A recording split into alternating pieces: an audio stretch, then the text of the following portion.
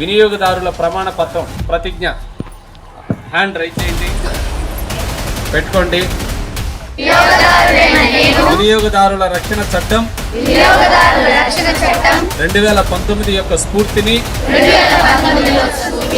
లక్ష్యాన్ని అర్థం చేసుకొని చట్టం నాకు కల్పించిన హక్కులను సద్వినియోగం చేసుకుంటూ అక్రమ వ్యాపార విధానాల బారిన పడకుండా మోసపూరిత ప్రకటనలచే ప్రభావితం కాకుండా నాణ్యమైన వస్తు సేవలను కొనుగోలు చేస్తాను. అలాగే కొనుగోలు చేసిన ప్రతి వస్తువుకి బిల్లు తీసుకుంటాను.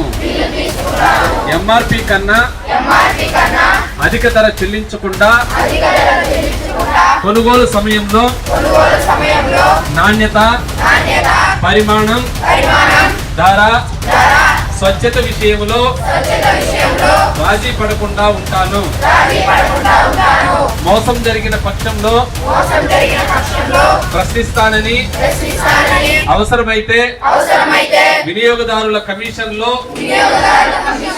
ఫిర్యాదు చేయడానికి కూడా ముందుకు వస్తానని తెలియజేస్తున్నాను. ఈ విషయంలో నా తోటి వినియోగదారులను చైతన్యపరుస్తూ పర్యావరణ హితమైన మరియు ప్రామాణిక చిహ్నం గల వస్తువుల కొనుగోలుకై వారిని ప్రోత్సహిస్తూ బాధ్యత కలిగిన వినియోగదారునిగా నడుచుకొని వినియోగదారుల అవగాహన మరియు సంక్షేమం కొరకు పాటుపడతానని, తద్వారా దేశ ఆర్థికాభివృద్ధిలో భాగస్వామ్యం అవుతానని ప్రమాణం చేస్తున్నాను. అలాగే వస్తువుని క్వాలిటీగా ఉండేట్టు చూడడము, అది ఎక్స్పైర్ అయినటువంటి వస్తువులను కొనకుండా చూడడము, అలాగే ముఖ్యంగా మెడిసిన్స్ మీద అయితే ఎక్స్పైరీ డేట్లు ఉంటాయి. ఆ ఎక్స్పైరీ డేట్లు చూసి వేసుకునేలాగా మనం ప్రోత్సహించడం, తల్లిదండ్రులకి లేదా ఎదుటి వాళ్ళకి సమాజంలో ఎవరికైనా తెలియకుండా మనల్ని ఏ సందర్భంలో అడిగినా దాన్ని మనం చూసి ఎక్స్పైరీ డేట్ వాళ్ళకి తెలియజేయగలడం. ఆ మందులు వేసుకుంటే మనం ప్రమాదాలకు వెళ్ళిపోతాం. అలా చేయడం. అలాగే మనం కొని తినేటువంటి ప్యాకెట్స్ మీద ఎంఆర్పి రేట్ ఉందా లేదా, దాంట్లో ఎటువంటి వస్తువులను కలిపి ఉన్నారు, అవి మన ఆరోగ్యానికి మంచిదా కాదా చూసుకొని వాటి ఉండేట్టు చూడడం, అవి తినడం. దీంట్లో ఏదైనా లోపం జరిగితే మనం వినియోగదారుల హక్కుల కోర్టుకి, ఆ చట్టానికి కోర్టుకి వెళ్ళి మన హక్కులను కాపాడడానికి తగినటువంటి ప్రయత్నం మనము చేయొచ్చు. ఇది పిల్లలుగా మనం అవేర్నెస్ కల్పించుకుంటూ పోతే పెద్ద అయిన తర్వాత మనం కోర్టుకి వెళ్ళి మన హక్కుల పరిరక్షణ కోసం ప్రయత్నం చేయొచ్చు. 18వ తేదీ డిసెంబర్ 18వ తేదీ నుంచి 24వ తేదీ వరకు జాతీయ వినియోగదారుల వారోత్సవాలు జరుగుతున్నాయి. ఆ సందర్భంగా 20వ తేదీ వినియోగదారుల ప్రతిజ్ఞ చేస్తున్నాం మనం. ఇప్పుడు ఈ ప్రతిజ్ఞలోనే సార్ చెప్పినట్టు చాలా విషయాలు ఉన్నాయి. అసలు వినియోగదారులు అంటే ఎవరు? ఉత్పత్తిదారుల నుంచి వస్తువుని కొనుక్కునే వాళ్ళు, తీసుకునే వాళ్ళు వినియోగదారులు. ఆ వినియోగదారులకి ఎందుకు హక్కులు కల్పించారు అంటే, మనం వినియోగం చేసుకునే దానికి వస్తువు వీలుగా ఉందా లేదా అనేది, అంటే క్వాలిటీ, నాణ్యత చూసుకోవాలి. నాణ్యతతో చూసుకోవాలంటే అది ఎప్పుడు తయారైంది చూసుకోవాలి. తర్వాత ఎప్పటి వరకు మనం వాడుకోవచ్చు అనేది చూసుకోవాలి. అదే మనం ఎలక్ట్రానిక్స్కి తీసుకుంటే, అంటే సార్ ఫుడ్ ఐటమ్స్ చెప్పారు, ఎలక్ట్రానిక్స్ మనం ఒక టీవీ కొన్నాము, ఆ టీవీకి వారంటీ, గ్యారంటీ, కంపెనీ ఇవంతా ఉంటాయి. అలానే కాకుండా భారతదేశ ప్రభుత్వము కొన్ని చిహ్నాలు వేస్తుంది ప్రోడక్ట్ మీద. ఏమేం వేస్తుంది? అక్ మార్క్ వేస్తుంది, ఐఎస్ఐ మార్క్ ఉంటుంది. ఎలక్ట్రానిక్స్కి అయితే మనకి వారంటీ 1 year ఉంటుందా, 2 years ఉంటుందా అనేది ఉంటుంది. అలానే గోల్డ్కి అయితే హాల్ మార్క్ ఉంటుంది. ఇలా వస్తువుని బట్టి, కమాడిటీని బట్టి, మనం తీసుకునేటువంటి కమాడిటీని బట్టి వినియోగదారులకి నాణ్యతా ప్రమాణాలనే ఉంటాయి.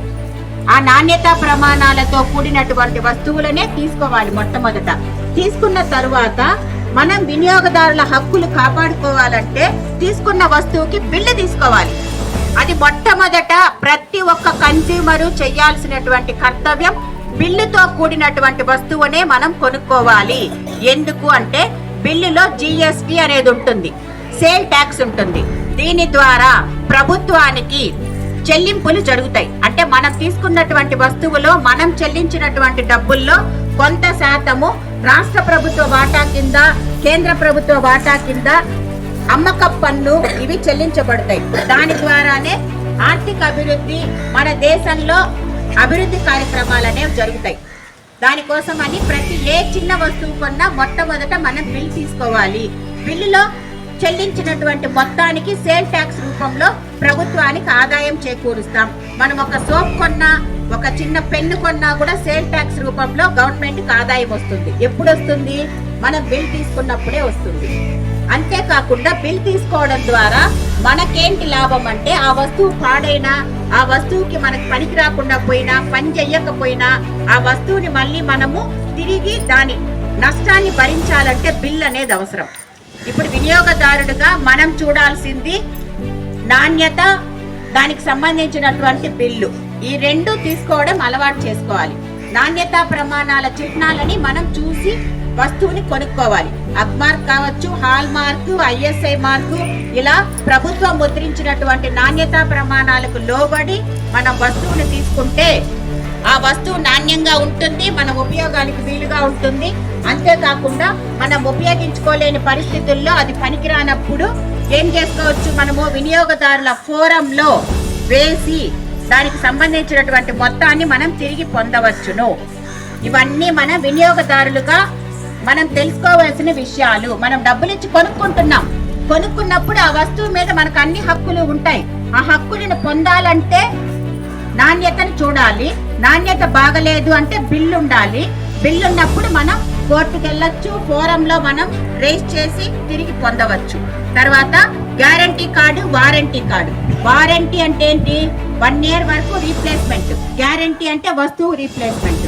ఇలా రెండింటిని పొందాలంటే ఫస్ట్ బిల్ ఈస్ కంపల్సరీ. ఏమ్మా, వినియోగదారుల హక్కుల దినోత్సవాలు ఈ వారం రోజులు జరుగుతాయి.